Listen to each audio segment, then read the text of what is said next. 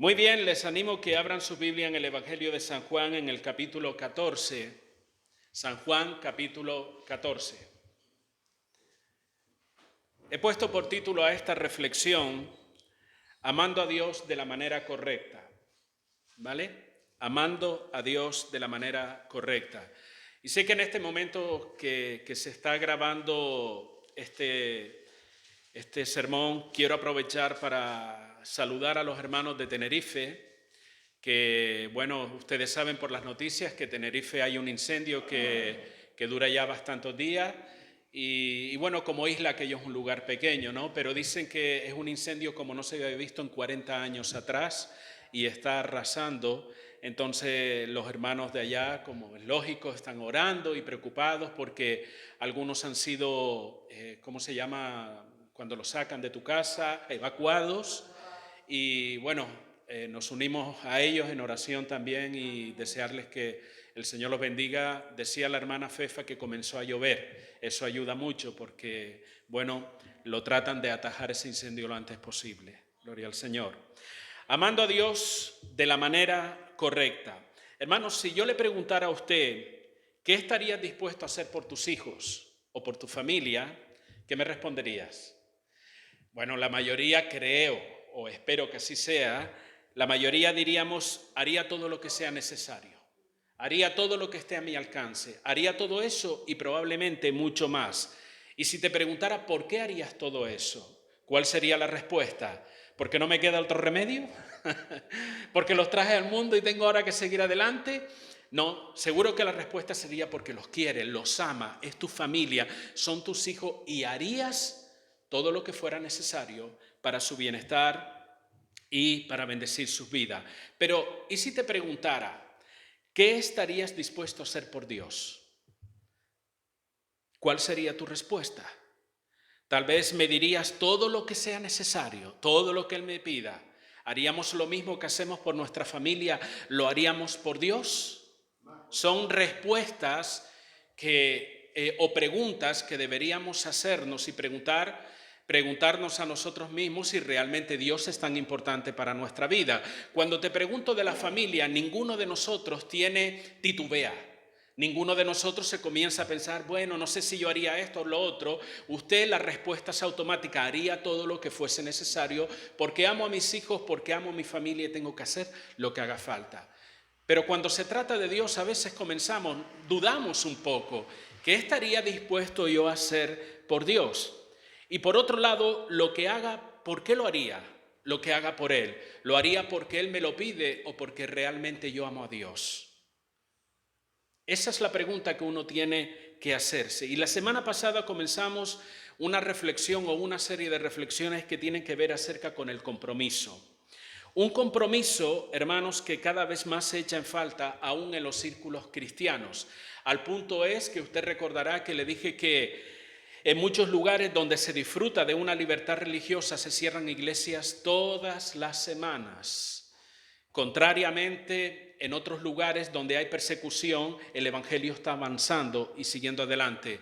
Pero qué curioso, donde hay comodidad, donde hay libertad, donde hay abundancia, donde puedes hacer lo que quieras, justamente en esos lugares es donde se están cerrando la mayor cantidad de iglesias. Falta de compromiso que se deja notar en creyentes que abandonan sus responsabilidades de un día para otro sin importar las consecuencias. Falta de compromiso que se nota a veces en que congregarse para adorar o estudiar la palabra de Dios se vuelve una carga pesada para muchos. Otra cosa podemos hacer, pero hay momentos, hermano, en que tenemos ese compromiso de congregarnos, de estudiar la palabra, de orar, y cuántas veces eso se nos vuelve una misma carga. ¿Por qué sucede esto? Bueno, decíamos que una de las razones principales, o considero la razón principal, es porque no amamos a Dios lo suficiente. Y prueba de ello son las preguntas que le hice al principio. Para tu familia tú no titubeas. No titubeas, haces lo que tienes que hacer. Pero cuando se trata de Dios o del reino de Dios, porque curiosamente también se oye por ahí, no, una cosa es Dios y otra es la iglesia. No, hermanos. Cuando hablamos de Dios, hablamos de su iglesia y hablamos de su reino. No los separe, porque Cristo es la cabeza y la iglesia es el cuerpo. Yo me centro solo en la cabeza y olvido el cuerpo. No. Cristo y su iglesia van de la mano, hermano, van juntos. Por eso dice la palabra que Él es el cuerpo, que Él es la cabeza y que la iglesia es el cuerpo. Entonces, ¿por qué sucede esto? Vuelvo a repetir, porque decíamos que no amamos a Dios lo suficiente. ¿Saben por qué? Porque el amor de Dios se manifiesta el amor hacia Dios se manifiesta en un verdadero compromiso. Como el amor hacia tu familia se manifiesta en un compromiso. Y citábamos, por ejemplo, los padres. El compromiso que tienes con tus hijos. ¿El compromiso de qué? De proveer para sus necesidades, tanto físicas, materiales como espirituales. Y haces todo lo que tenga que ver para proveer esas necesidades. Si no lo haces, porque no lo amas verdaderamente. Igual que el ejemplo del matrimonio. Si amas a tu esposa, si amas a tu esposo, vas a cuidarlo, vas a respetarlo, vas a serle fiel. ¿Por qué? Porque el amor es algo que se manifiesta y que se demuestra no solamente con palabras, sino en un compromiso de responsabilidad. Igual es con Dios, hermano. Y en la medida que amamos, nosotros nos comprometemos. Por lo que entonces la clave está en aquella pregunta que Jesús le hizo en una ocasión a Pedro, junto al mar de Tiberias. Eso lo dice en el Evangelio de San Juan, no hace falta que lo busque, pero en el capítulo 21 Jesús le dijo a Simón, hijo de Jonás, o conocido también como Pedro, Pedro, ¿me amas? Una pregunta que le hizo hasta en 3 oportunidades, Simón, hijo de Jonás, que es Pedro, ¿me amas? Y una tercera vez le hace la misma pregunta. Señor, tú sabes que te amo, tú conoces todas las cosas. Pero saben, es curioso, hermano, y es interesante destacar que en cada respuesta que Pedro daba, Jesús lo llamaba a comprometerse más. Pedro, ¿me amas? Sí, Señor, yo te amo. Cuida de mis ovejas. Pedro, ¿me amas? Señor, te amo. Cuida de mis corderos. Había un compromiso implícito en ese amor que él decía tener hacia el Señor, hermano. Pero imagínate que el Señor en esta mañana te hace la misma pregunta a ti que le hizo a Pedro y me hace la misma pregunta a mí. Que en lugar de poner el nombre de Simón, hijo de Jonás, pongamos José Luis, María Ángeles, Lucía, Luis, Pepe. ¿Me amas? ¿Qué le responderías? Evidentemente la mayoría de nosotros, probablemente, quiero creer que es así, le diríamos, Señor, claro que te amo. Pues a eso tenemos que añadirle el compromiso que debemos tener con el Señor, porque nuestro compromiso habla de nuestro amor. Y hermanos, todo decimos cada día cuando nos pregunta amar a Dios, pero ¿cómo lo sabemos realmente? ¿Porque te lo digo yo? Porque yo puedo estar autoconvencido de que amo a Dios, pero la realidad a lo mejor puede ser muy diferente. Entonces, hay la posibilidad de evaluar, de considerar, de examinarme a mí mismo. No voy a juzgar la vida de otro, pero de examinarme a mí mismo y saber si realmente yo amo a Dios o yo estoy autoengañado creyendo que lo amo y realmente no lo estoy amando como debe ser. Por supuesto, hermano, hay una manera de saberlo que hablábamos la semana pasada, pero antes debo aclarar algo. Porque este tema del amor a Dios muchos no lo entienden debido a tantos conceptos equivocados, tantas ideas equivocadas acerca de cómo amar a Dios. Por ejemplo, hay personas que si tú le preguntas, ¿amas a Dios? Probablemente lo que te van a decir es que sí, porque ellos tienen sentimientos nobles, sentimientos de aprecio, ¿verdad? Hacia un ser divino que la mayoría ni siquiera conocen. Lo cual es extraño decir cómo puedo amar a alguien que no conozco. Pero la mayoría de las personas que están ahí afuera no conocen a Dios. De hecho, la palabra nos llama a predicar el Evangelio ¿para qué? Para que lo conozcan. Y muchas de esas personas, aunque la tendencia del rechazo a Dios va siendo mayor, pero muchas personas dicen sí amar a Dios, pero ni siquiera saben lo que eso significa. Lo relacionan directamente con tener esos sentimientos nobles, esos sentimientos de aprecio hacia un ser divino que no conocen.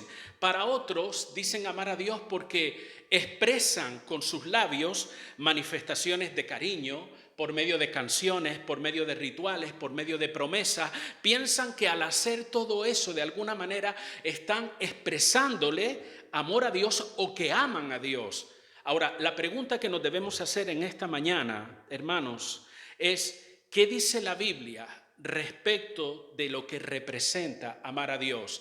Porque usted puede tener una opinión y yo otra, Pero lo que nos interesa es la opinión de la Biblia. ¿Qué dice Dios acerca de lo que es el amor a Él? Les invito a Juan capítulo 14, del verso 21 al 23. Amén. Evangelio de San Juan capítulo 14, del verso 21 al 23, dice la palabra de esta manera.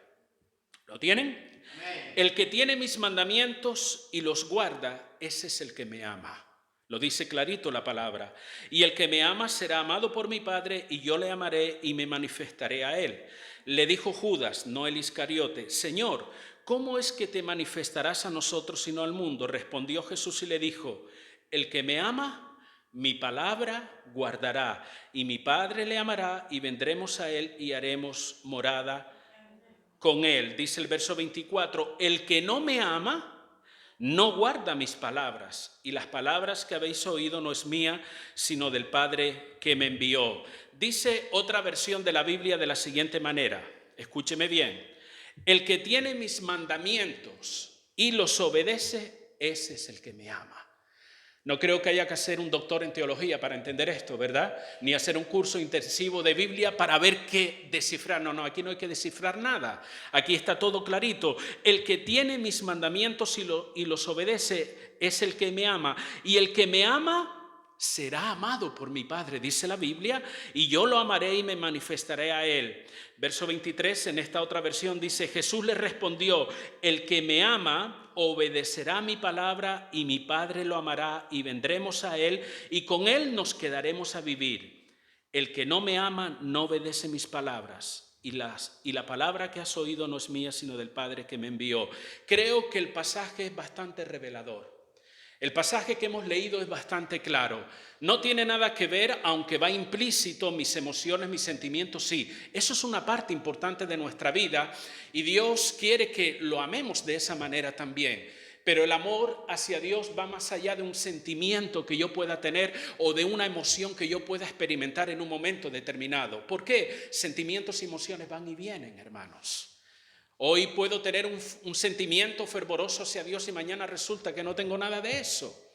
Entonces la palabra nos enseña, desde el punto de vista bíblico, el amor a Dios se manifiesta a través de la obediencia a la palabra.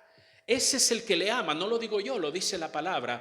¿Y qué es la obediencia sino otra cosa que un compromiso con Dios? El estar comprometido con Dios. Ahora, hay algo que no lo vamos a hablar ahora, pero es muy revelador, ya tendremos otra oportunidad.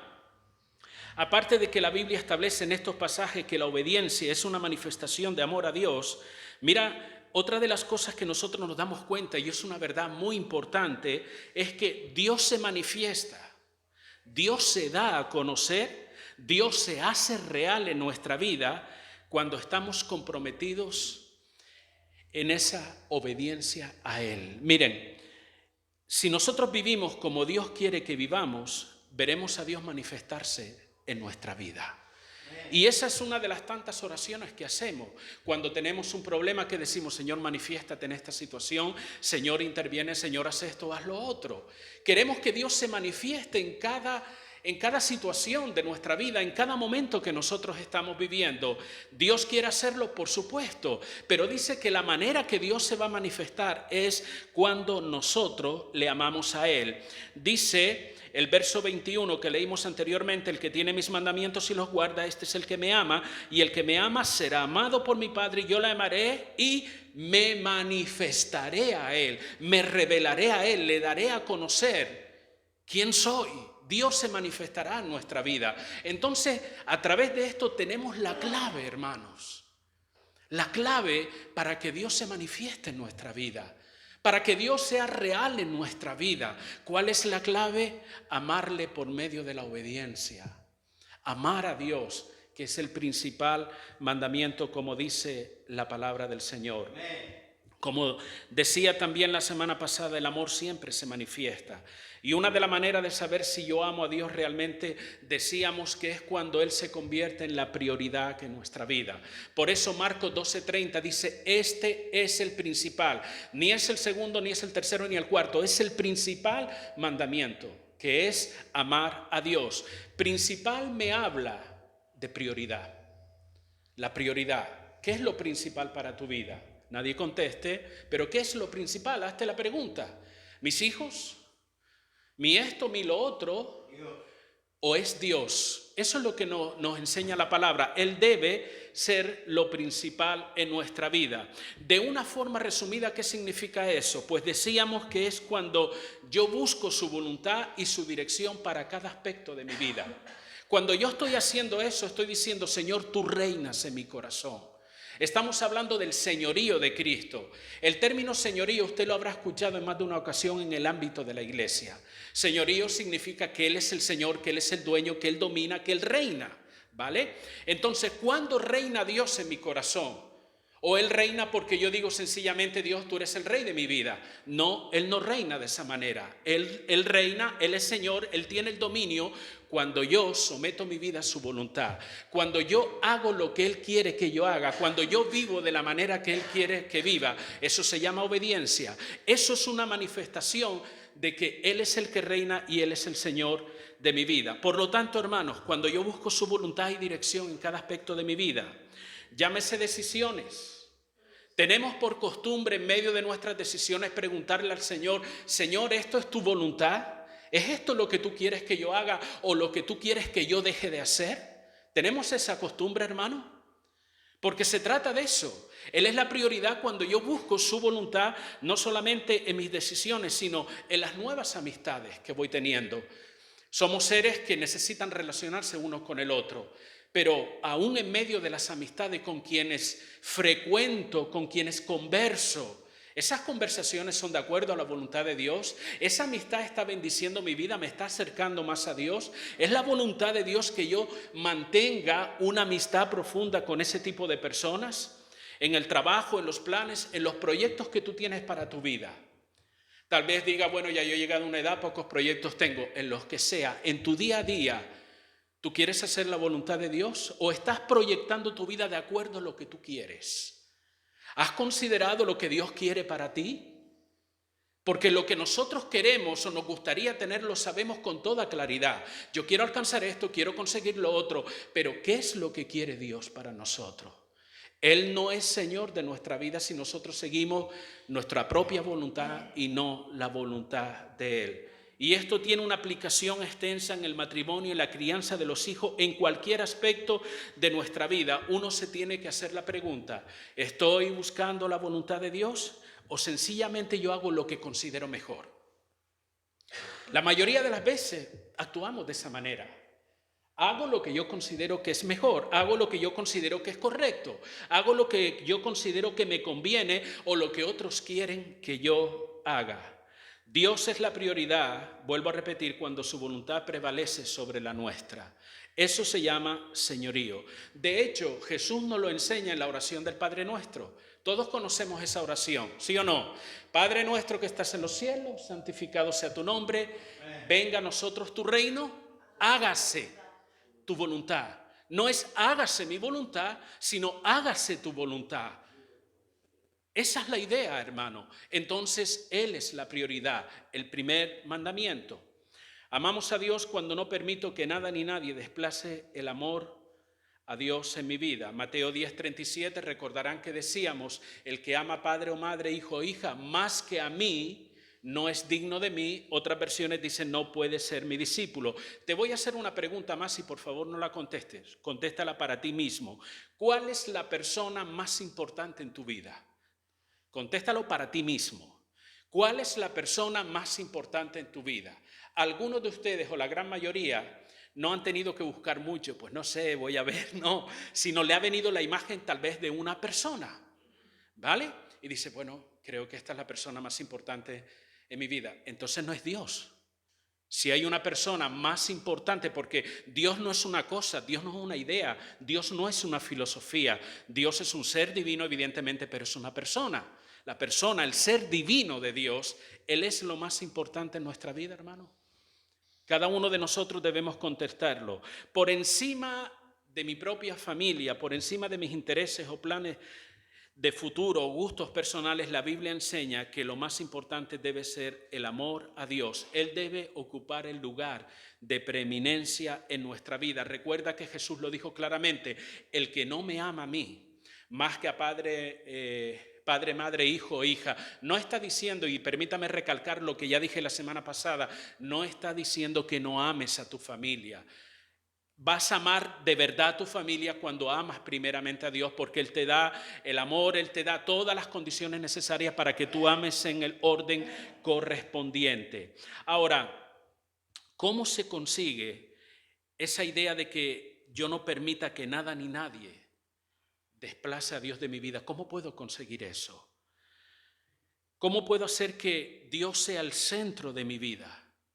Una de las formas de conseguirlo, hermanos, cuando el objetivo de nuestra vida es agradarlo a Él.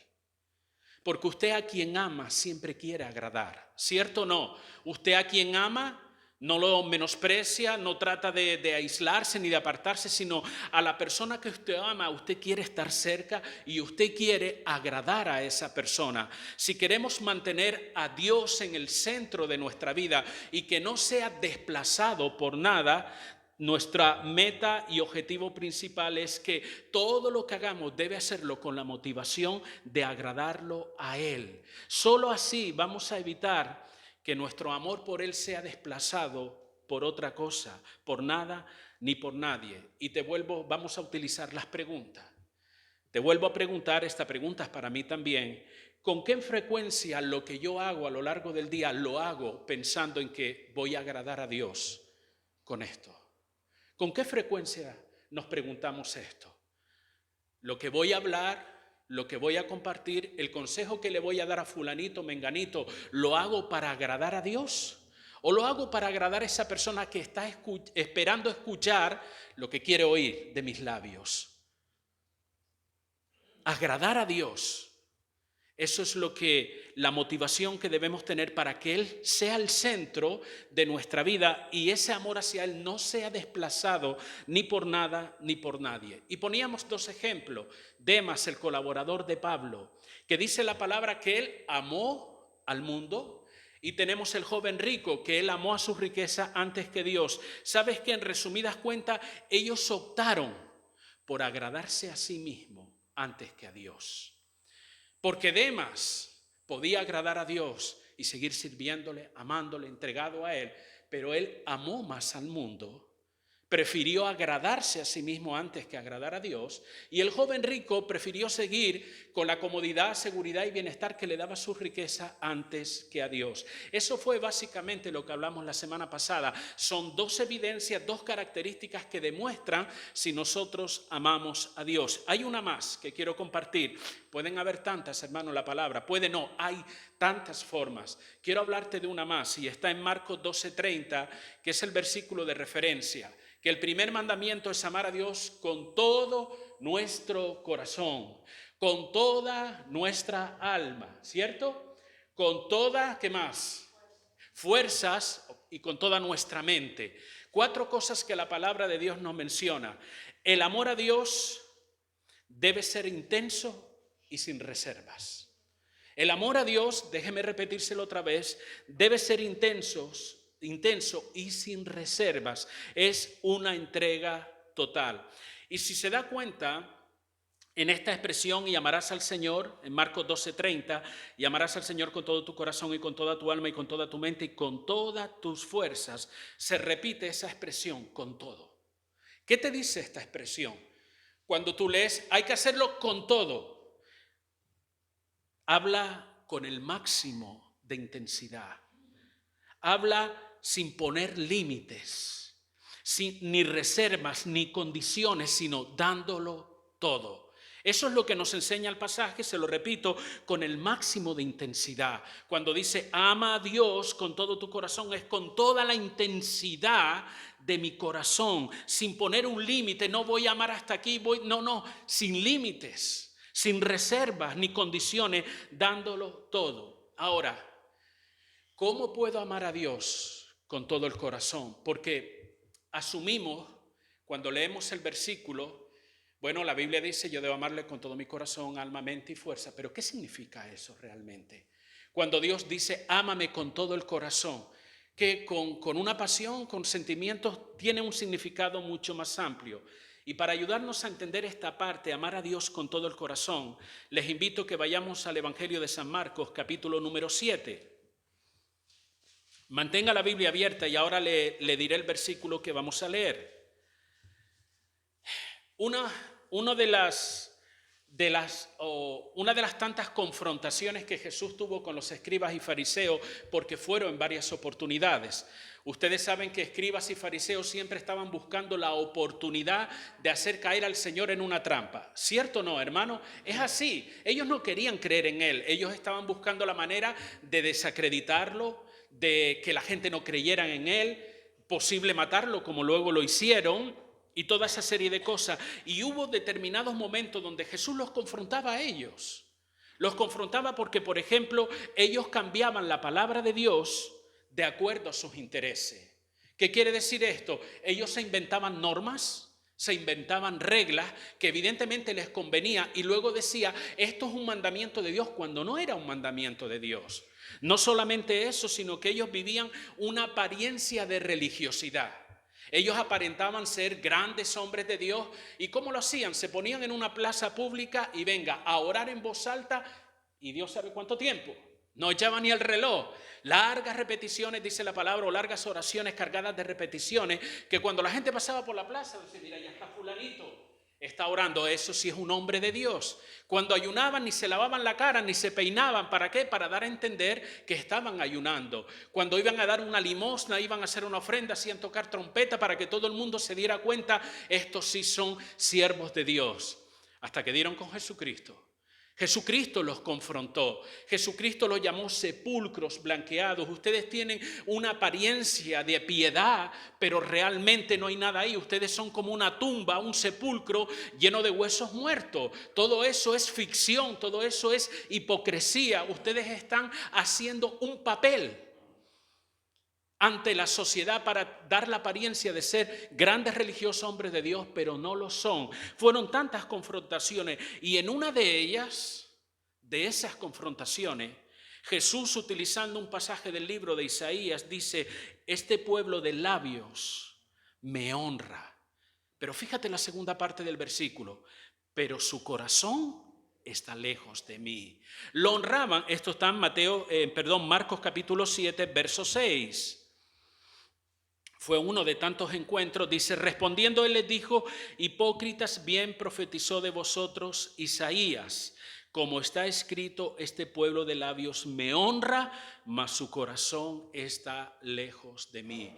¿Cuán cerca está tu corazón de Dios? ¿Cuán cerca está nuestro corazón de Dios, hermano? Cualquiera que veía a estas personas decían, son grandes hombres de Dios, hombres religiosos, pero Jesús les dice, hipócritas. Están engañando a la gente, están viviendo una doble vida, están dando una apariencia de lo que no son realmente. Sí, están honrando, están haciendo esto, están haciendo lo otro, pero la esencia de la adoración, que es el corazón, está lejos de mí, dijo el Señor Jesucristo. La idea de este pasaje, hermano, es que el amor a Dios debe ser con toda sinceridad. ¿Me están entendiendo? El amor, cuando dice amar a Dios con todo el corazón, significa amar a Dios con toda sinceridad, estar libre de cualquier interés egoísta. Hermanos, esta gente aparentaba lo que aparentaba porque tenían un corazón egoísta. Querían aprovechar el mundo de la fe, el mundo de la religión para ser admirados, para ser elogiados, para ser personas de renombre en medio del contexto social de aquella época. Pero el amor a Dios está libre de cualquier interés egoísta.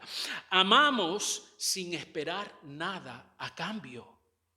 Eso es la sinceridad, ese es el amor o amar de corazón a Dios. Amamos sin esperar nada a cambio, sin condiciones, un amor sincero, sin fingimiento y un amor real. Te amo por quien eres, no por lo que me das. Te amo, Dios, por quien eres, no por lo que me das. Amén. Mire, usted habrá escuchado esta expresión en alguna ocasión.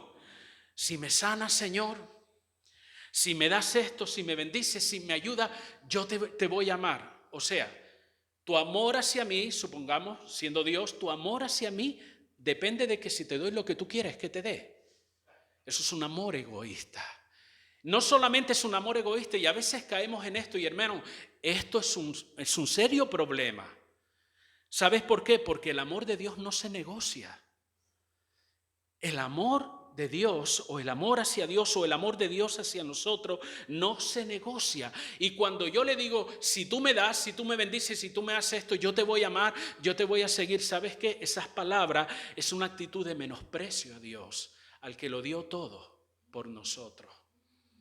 El amor a Dios no se negocia. La idea es, Señor, te amo porque eres Dios y porque tú me amaste primero a mí, dice la Escritura. Ese es amar a Dios con todo el corazón.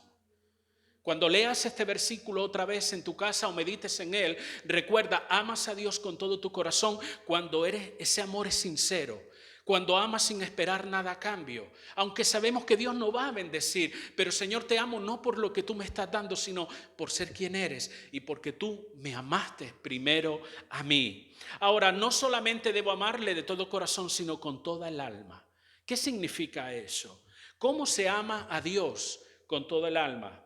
Mire, el alma es la base de nuestra voluntad y de nuestras emociones.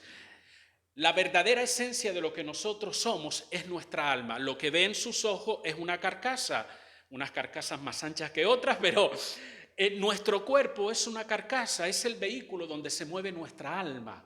Nuestro espíritu está ahí. Somos seres tripartito, cuerpo, alma y espíritu. Pero nuestra alma es la base de nuestra voluntad y nuestras emociones. Allí reside nuestras determinaciones. Cuando determinamos hacer algo, eso nace en el alma. Por ejemplo, en el libro de Daniel dice que Daniel determinó en su corazón, ¿vale? Su corazón ahí tiene que ver con su alma, con su vida interior, no contaminarse con la comida del rey. ¿Dónde lo determinó? Aunque utiliza la expresión corazón, tiene que ver con el alma, que es esa base de la voluntad y de las emociones. El alma es donde se generan los impulsos que para superarnos en la vida y para alcanzar algo. Bueno, ¿y eso qué tiene que ver con el amor a Dios? Mire, en relación a nuestro contexto tendríamos que decir que amar a Dios con todo el alma significa que decidimos implicarnos totalmente nuestra voluntad y nuestras emociones en obedecer a Dios por encima de todas las cosas. Es un amor voluntario, es una determinación que nosotros hacemos. No se trata de que sí lo siento, que es muy habitual en los ámbitos cristianos. Bueno, yo siento que debo amar a Dios. Mira, y aunque no lo sienta, la Biblia dice que tú debes amar a Dios. Y eso es una determinación que debe nacer en tu propia alma. El deseo de implicarme en todos los sentidos, en mi voluntad y en mis emociones, como dije hace un momento, en obedecer a Dios por encima de todas las cosas. Y si usted lee el libro de los Salmos, hay muchas expresiones que nos enseñan esta verdad. Por ejemplo, Salmo 42:1 dice, como el ciervo brama por las corrientes de las aguas, ¿qué pasa? Así clama por ti, oh Dios, ¿quién? El alma mía. Mi deseo, mi voluntad, mi anhelo es clamar a ti, desearte a ti, Señor. Salmo 103:1 dice, bendice ¿quién? Alma mía. Bendice, alma mía, al Señor y bendiga todo mi ser su santo nombre. Salmo 146:1 dice, alaba, oh alma mía, al Señor. El salmista se autoexhortaba a sí mismo. ¿Para qué? Para honrar a Dios. No se trata tanto de si lo siento o no lo siento, hermano. Se trata de un acto de nuestra voluntad. Pongo toda mi voluntad, todas mis emociones en hacerlo. Y así sucesivamente pudiéramos encontrar varios pasajes en los Salmos y en otras partes de la Biblia que nos habla de esto como una actitud de vida, hermano. De manera especial los Salmos nos habla tanto de esto. Una vida que está implicada emocionalmente y en todos los sentidos en honrar y amar a Dios. La pregunta para ti y para mí, ¿está tu alma buscando a Dios? Le decimos como le decía el salmista, alma mía, alaba a Dios. ¿Se lo decimos? ¿Está nuestra alma clamando a Dios de la misma manera que el salmista decía, como el ciervo brama por las corrientes de las aguas, así clama por ti, oh Dios, el alma mía? ¿Está tu alma, mi alma, clamando a Dios de esa manera? ¿O mi alma está placenteramente, como el rico aquel que vio que tenía mucha riqueza, graneros, esto? Alma mía, disfruta, regocíjate, estate tranquila, aquí tiene muchos bienes para comer, para disfrutar. ¿Se encuentra así nuestra alma? o por el contrario nuestra alma sale desde dentro un clamor: Señor, te necesito, quiero amarte, quiero servirte. Pero el versículo no termina ahí, hermanos. Debes amar a Dios con toda tu mente. Otras versiones de la Biblia dice amar a Dios con toda la inteligencia y con todo el intelecto. ¿Cómo se puede amar a Dios con toda mi mente? Ya hemos visto lo que significa amar con todo el corazón, con sinceridad, con todo el alma, con toda mi voluntad, con todo mi anhelo y con mi mente. ¿Cómo se ama a Dios con toda mi mente? Mire, se ama a Dios cuando mi manera de pensar se ajusta a la manera de pensar de Dios. Cuando mis pensamientos van en línea con los pensamientos de Dios. Y usted se preguntará, oye, ¿y eso es posible? ¿Se puede conseguir eso? Y de ser posible, ¿cómo lo consigo? Mire, lo primero que quiero destacar es que la Biblia nos enseña claramente la clase de pensamientos que a Dios le agrada y que debemos cultivar en nuestra mente. Vamos al libro de Filipenses, capítulo 4. Filipenses, capítulo 4, es un versículo que la mayoría de ustedes se saben hasta de memoria. El versículo número 8. Capítulo 4, versículo número 8. Dice de la siguiente manera: por lo demás, hermanos, todo lo que es verdadero, todo lo honesto, todo lo justo, todo lo puro, todo lo amable, todo lo que es de buen nombre, si hay virtud alguna, si algo digno de alabanza, ¿qué termina diciendo? En esto pensad. ¿Qué me está diciendo la palabra aquí? La palabra me está enseñando que esa es la clase de pensamiento que Dios quiere que yo tenga. Esa es la clase de pensamientos que yo tengo que cultivar en mi mente, hermano. Porque nuestros pensamientos o esta clase de pensamientos giran en torno a Dios. Pero este pasaje nos plantea algunas preguntas. Cuando yo leo esto, a mí me plantea algunas preguntas. Una de ellas, ¿por qué debo cultivar esa manera de pensar? ¿Por qué tengo que pensar de esa forma? ¿Sabes por qué? Porque nuestra manera de pensar va a determinar nuestra manera de vivir. Tú eres lo que tú piensas. Tu sistema de valores, principios éticos, morales y espirituales están regidos por tus pensamientos. De acuerdo al pensamiento en su corazón, tal es él, dice la palabra, ¿sí o no? Entonces Dios quiere que cultivemos un tipo de pensamientos determinados para ajustar nuestra mente a la mente de Dios, para que nuestros pensamientos vayan alineados a los pensamientos de Dios. Ahora, ¿dónde puedo encontrar esos pensamientos? ¿Cómo consigo eso? Tal vez en la sabiduría y el conocimiento de este mundo.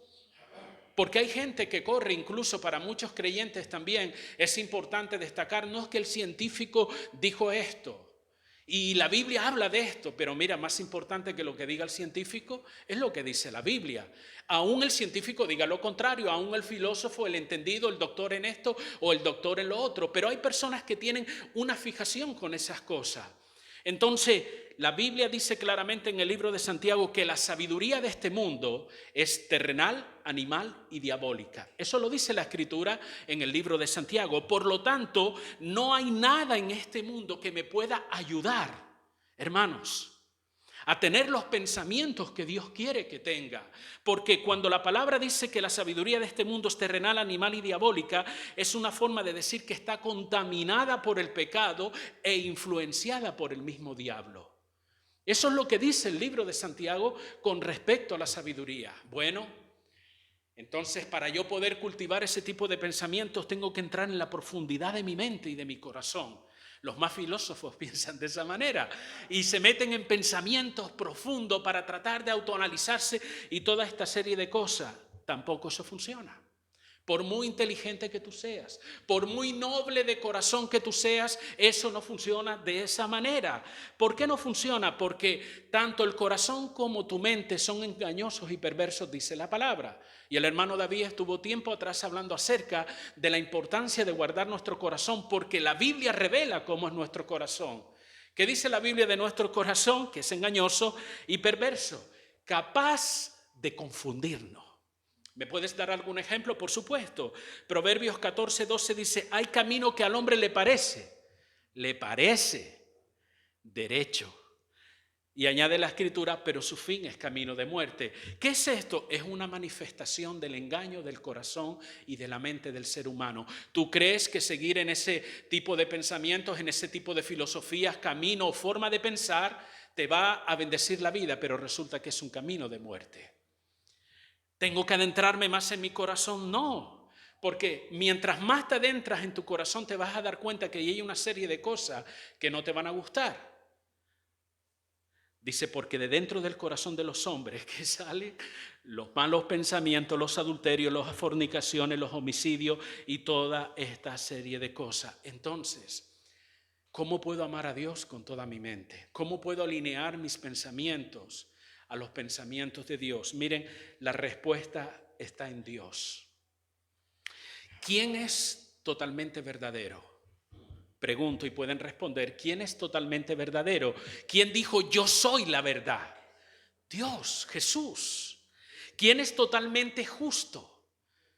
Dios. Y así sucesivamente, ¿quién es totalmente santo? ¿Quién es totalmente bondadoso? ¿Quién es totalmente recto? Y así sucesivamente seguiríamos nombrando solamente Dios. Entonces yo tengo que apropiarme de los pensamientos de Dios, de la manera que Dios tiene de ver las cosas y hacer de ello mis propios pensamientos. Solo Dios es la fuente para cambiar mis pensamientos, hermano. Vale, está bien, pero ¿eso cómo funciona? Espero que alguien haga una oración por mí, entro en un ayuno de 40 días. ¿Cómo puedo hacer eso?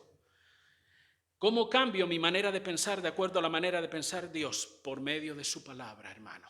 Amén. La palabra de Dios revela el carácter, la esencia de quién es Dios y de cómo es Dios, de qué es lo que Dios le agrada y le desagrada, de qué es lo que Dios quiere y lo que no quiere. Es la palabra de Dios, la palabra refleja el carácter de quién es Dios.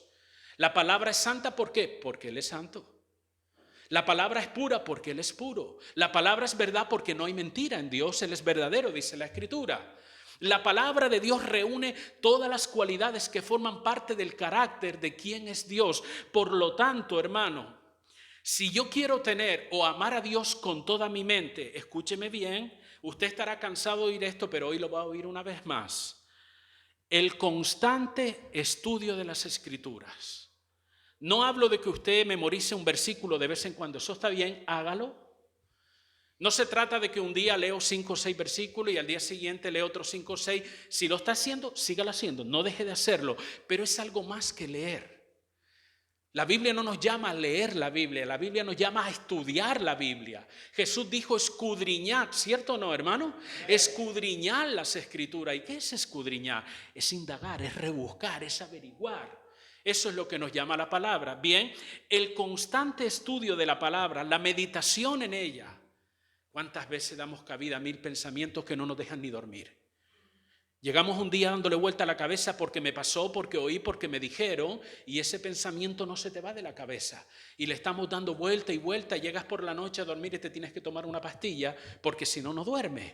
¿O no les pasa, hermano? Nadie dice amén. Bueno, me pasa a mí. Entonces, ¿qué quiero decir con esto? ¿Meditamos en la palabra? Para meditar en algo previamente tienes que haberla estudiado. Tú no puedes meditar en lo que no sabes y en lo que no conoces. Entonces, el constante estudio, meditación y obediencia a la palabra va a producir algo. Va a producir un cambio en tu mente, una transformación, sacará todo lo que no se ajusta a ella e implantará los pensamientos de Dios. Quiero darle una anécdota o explicarle esto con medio de una ilustración. Yo tenía aproximadamente 8 o 9 años. Mi padre se dedicaba a la agricultura y en aquella época, por 3 o 4 años, él arrendó o alquiló una finca enorme. Aquello era enorme. Había que caminar horas para bordear todo aquello. Mi padre se dedicaba a la venta de alfalfa. Muchos no saben ni lo que es la alfalfa, pero bueno, la venta de alfalfa.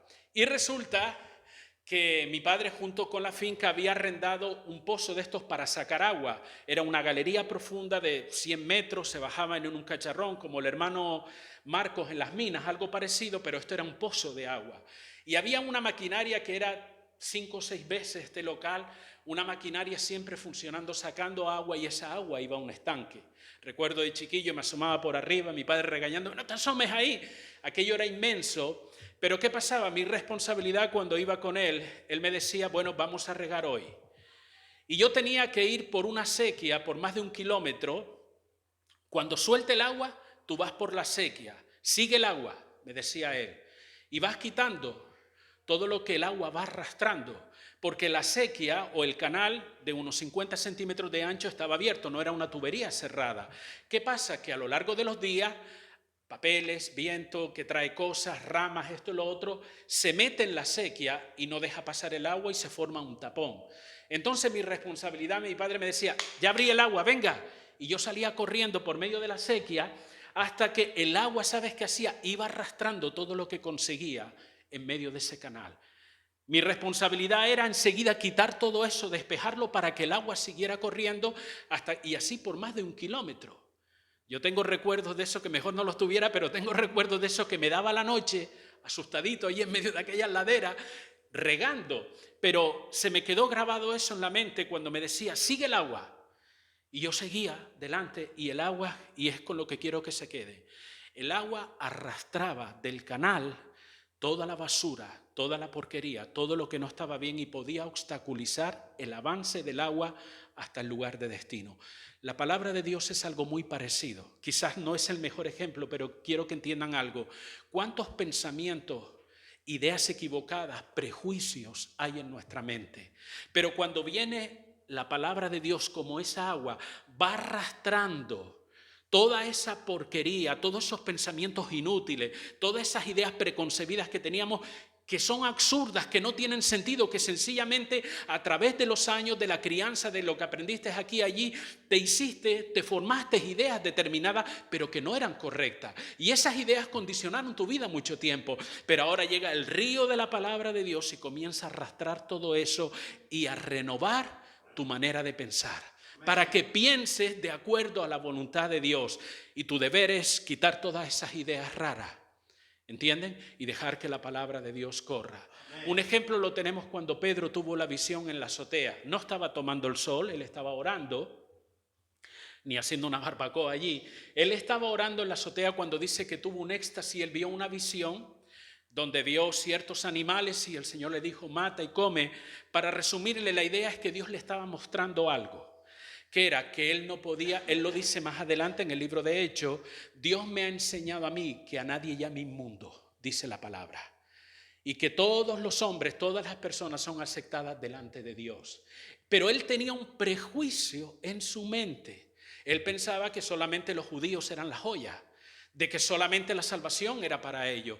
Pero el río de la palabra de Dios, la visión como Dios se lo mostró, le hizo ver un patrón de conducta equivocado, un pensamiento errado que estaba condicionando su vida y que probablemente hubiese condicionado su ministerio. Pero Dios le dijo, no, Pedro, así no es.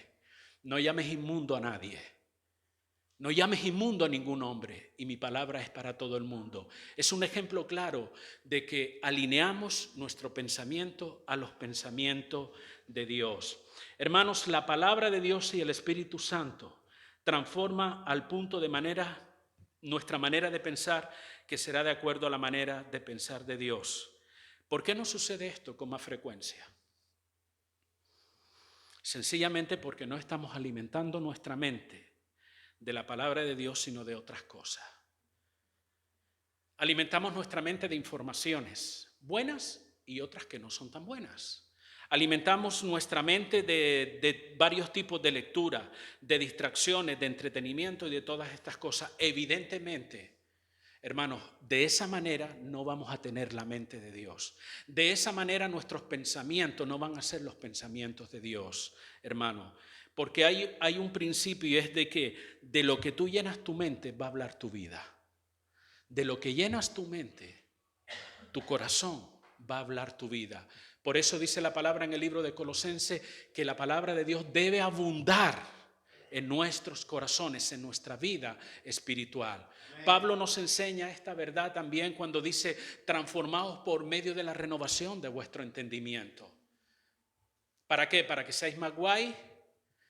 para que seáis más inteligentes que los demás, no.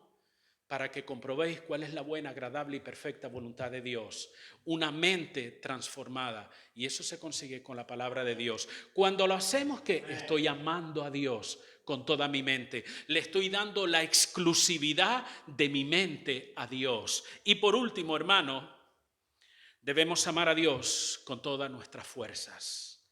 Esto hace alusión a nuestra capacidad física, a nuestro cuerpo o a todo nuestro ser, pero de manera especial a nuestro cuerpo. La pregunta es, ¿cómo puedo amar a Dios con toda mi fuerza? Cuando el uso de nuestro cuerpo es dedicado a Dios. Pablo dice en Romanos 12, versículo número 1, presentar vuestros cuerpos como un sacrificio vivo para Dios. ¿Cierto o no, hermano? En el 2 habla de la mente. Renovaos, dice la Escritura, ¿sí o no? Dice, renovaos o transformaos por medio de la renovación de vuestra mente. Pero en el versículo 1, vamos a leerlo, Romanos capítulo 12, verso 1. Dice la Escritura, así que, hermanos, os ruego por la misericordia de Dios que presentéis vuestros cuerpos en sacrificio vivo, santo, agradable a Dios, que es vuestro culto racional. Tal vez alguno diga, oye, eso me cuesta entenderlo un poco. Déjame leértelo en otra versión de la Biblia más actualizada que probablemente te arroje un poco más de luz. Dice la palabra de esta manera, por eso, hermanos míos, ya que Dios es tan bueno con ustedes, les ruego que dediquen toda su vida a servirle y a hacer todo lo que a Él le agrada. Así es como se debe adorar a Dios. ¿Te das cuenta? Toda tu vida, todo es para servir, que dediques toda tu vida a servirle y a hacer todo lo que a Él le agrada. Es la idea que Pablo nos presenta con presentar vuestros cuerpos como un sacrificio vivo. Nuestro cuerpo, nuestras fuerzas aman a Dios cuando nos apartamos del pecado, cuando vivimos en santidad, cuando abandonamos, hermanos, todos esos comportamientos o estilos de vida que no son del agrado de Dios. Cuando yo abandono eso, cuando dejo de practicar con mi cuerpo todo aquello que a Dios no le agrada, yo estoy ofreciendo mi cuerpo como un sacrificio vivo delante del Señor. Yo estoy amando a Dios con todas mis fuerzas. Porque nuestro cuerpo tiene que adorar a Dios también. Me explico. La Biblia dice en Corintios que nuestro cuerpo es el templo del Espíritu Santo. ¿Sí o no, hermano? El templo del Espíritu Santo. Por lo tanto, como tal, mi cuerpo debe ser un instrumento para la gloria de Dios. ¿Cómo? Extendiendo el reino de Dios, utilizando las fuerzas y capacidades que Dios me ha dado para extender su reino. Yo estoy amando a Dios con todas mis fuerzas cuando eso se cumple. Termino en esta mañana, hermanos. A través de lo que has escuchado, te habrás percatado que el amar a Dios es algo serio, que no simplemente son nobles sentimientos o pensamientos que uno puede tener. Es más, utilizando lo que la propia palabra nos dice, lo más importante de todas las cosas que puedan existir en este mundo, en el universo y en todo lo que hay creado, es amar a Dios. No hay nada más importante que esto. No, y mis hijos, tus hijos ocupan un lugar. No, mi esposa, mi esposo ocupan un lugar, pero no es lo más importante. Es amar a Dios.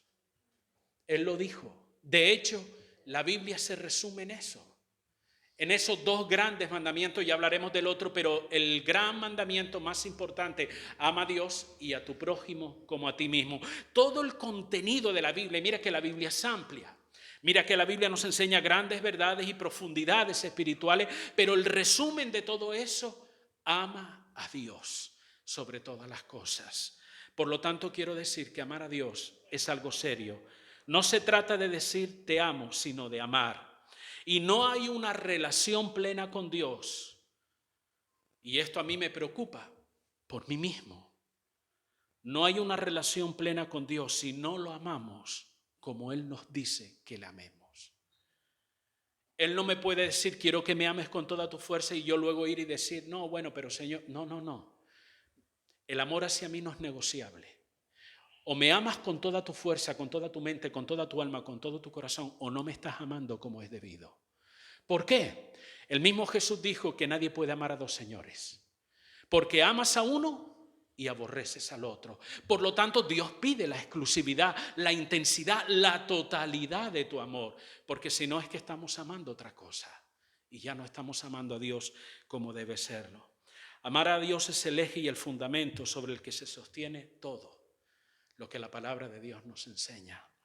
Por eso, hermano, es algo serio. ¿Me preocupa? Claro que me preocupa. A mí me preocupa, sinceramente, porque me hace cuestionar muchas cosas en mi propia vida, porque me hace indagar hacia adentro y preguntarme a mí mismo, ¿realmente yo amo a Dios?